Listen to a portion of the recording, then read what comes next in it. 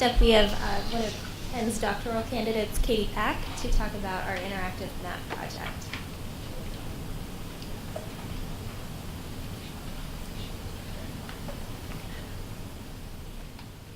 Hi everybody, my name is Katie Pack. I'm a second-year educational leadership student at Penn, and I've been working on CCL for the past 2 years, or I guess 1 year, and it's been really fun, so thanks Andy and Laura for the opportunity.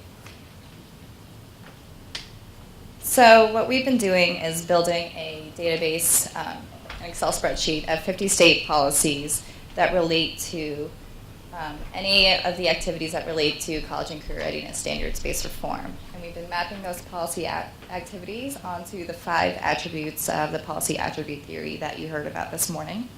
We've also been collecting information on the timeline of college and career readiness standards adoption, so the first year of adoption, when those standards were being implemented in the states, and when they started aligning their assessments. So the goal of this work is to really have a platform or a tool for researchers and practitioners to be able to see what are the patterns and trends and variations of what different states are doing to implement the standards during this time of college and career readiness standards-based reform from about 2010 to 2016. So we've been using the following sources to gather this information. We relied a lot on the state websites and the documents that were available on the state websites. We've been looking through the NCLB waivers. EdWeek has been a major source for us.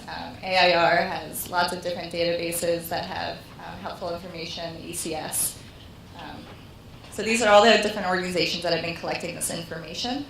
Also on that list should be Achieve. Achieve has been publishing a lot of reports from 2011 to now with different activities that states have been engaged with that relate to CCR standards.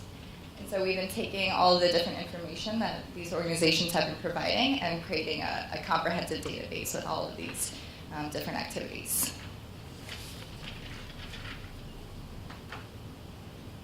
So we wanted to think about how do we present this information in a way that's useful for practitioners. And so we came up with the idea of interactive maps. The first set of interactive maps has to do with the timeline of implementation, timeline of adoption and implementation of the standards.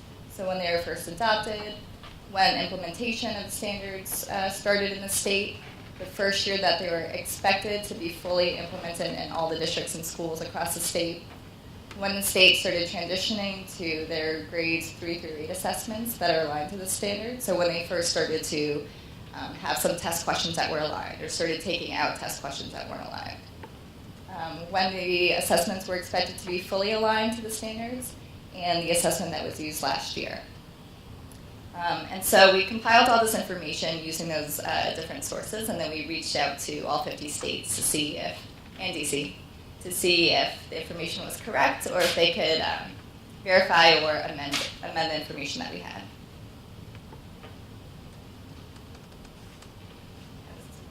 So we just wanted to show you one of the interactive maps that are up on the website.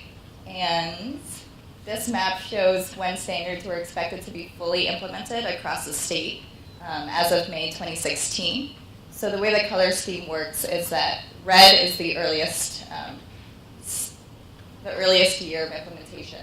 As you go from red to blue, it's earliest to latest. We wanted to show you how it worked.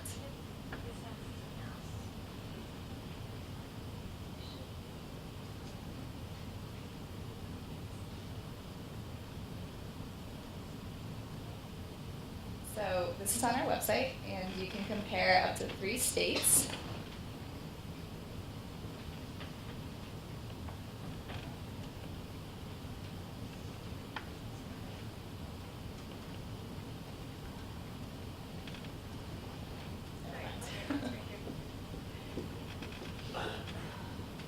Oops, well, it makes you really want to go to our website. Go right ahead.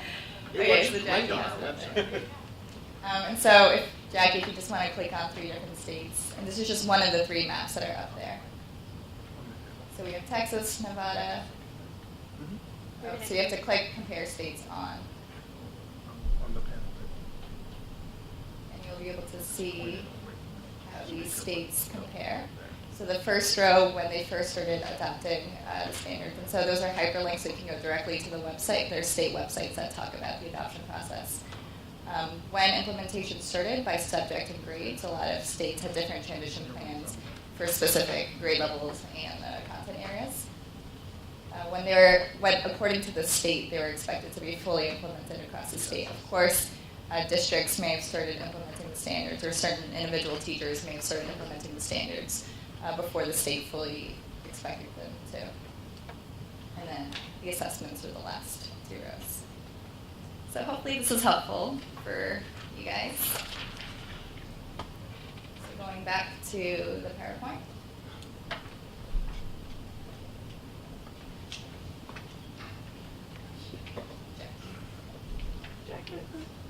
Sorry.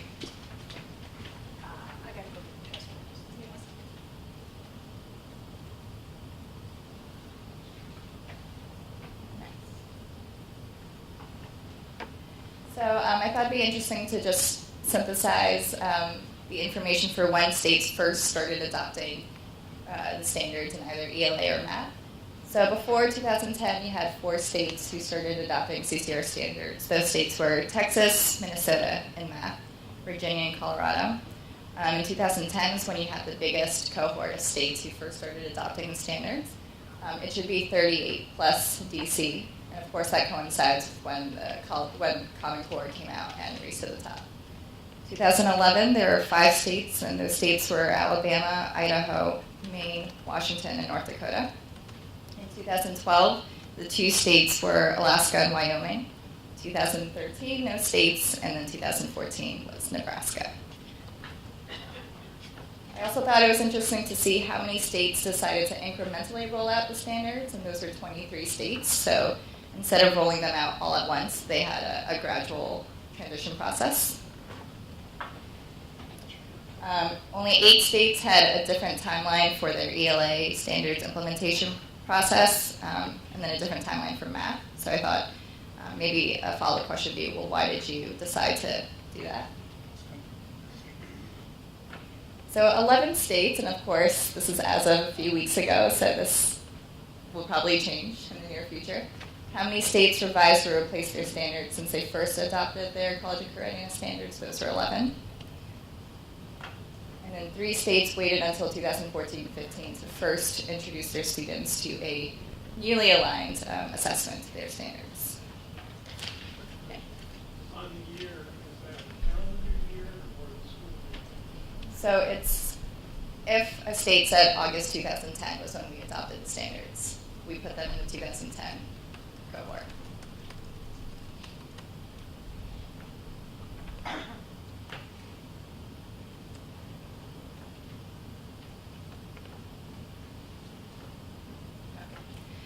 So what we just presented were more stability questions, but we also want to create maps that show all of the attributes. We wanted to show how policies sort of relate to each other in this system of policies that all have a common vision or mission.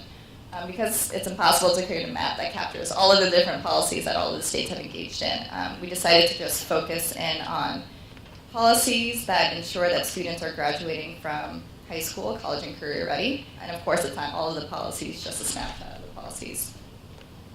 So we tried to see what are the different policy areas that pertain to the different policy attributes.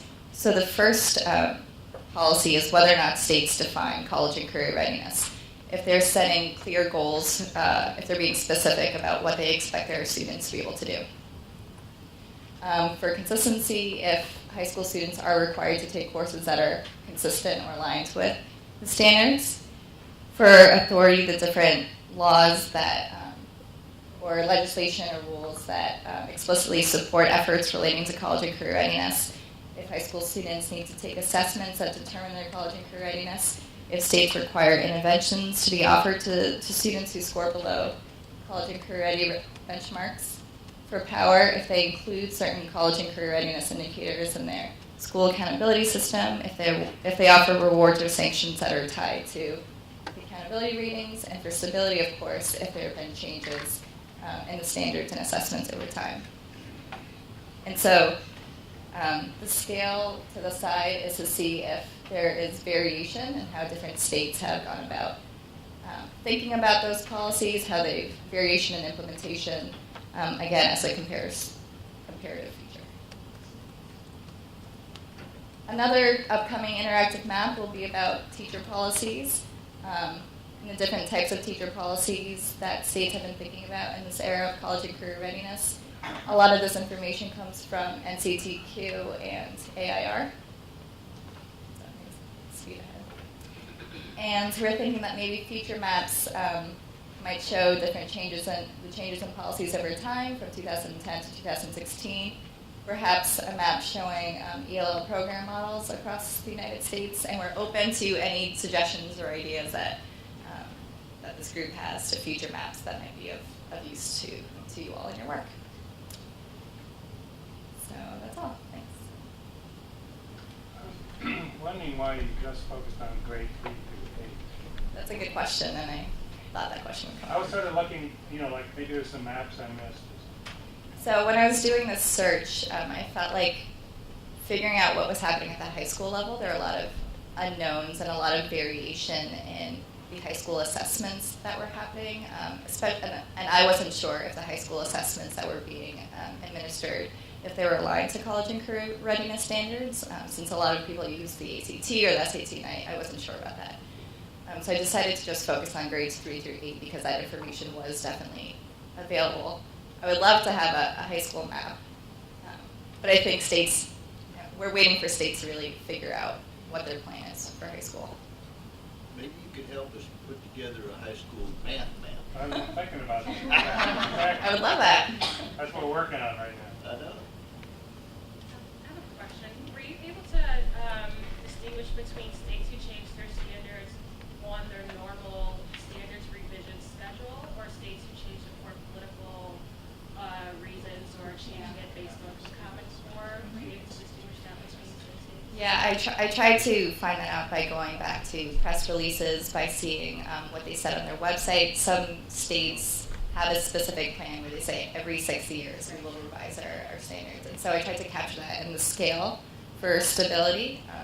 The higher numbers are states that had that plan, and then the lower numbers are ones for political reasons to revise their standards. That's pretty much it. If they want to make suggestions, can they do it by going to our website, or do they need to drop you? We have a contact list, email address on our website. We do. There's an email address for the center on our website, so please just email us with any suggestions that you think of throughout the day. We'd be happy for that. And is it true we're having a contest and there's a prize for whoever emails us? Yes, you'll have lunch with Andy wherever that Andy will make the lunch. Well, let's have a good prize. And Katie, can you tell them we're expecting the policy attributes map? Oh yeah, so those two maps, the all attributes maps that we showed, that information has been mostly verified. About 99% verified by states. So those will go up on our website in the next few weeks. Months. Next few months. Sorry. One other quick question. I missed this, I guess. You say you were going to be updating the dates. Like for example, we changed our assessment, and whether it's a lot. Yes, so a couple states have actually emailed me and said, actually, we make this update, and then I sent that to Jackie, and Jackie would make that update on the website. So we want to be as accurate as possible. What's kind of cool, I think, I'm really impressed. I mean, Katie just done a bang-up job here. Just wonderful. Nice presentation.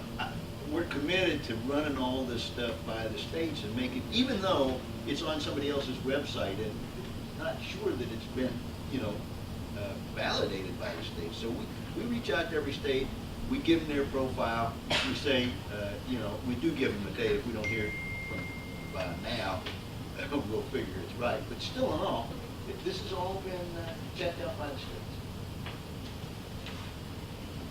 Thank you. Thanks to Katie.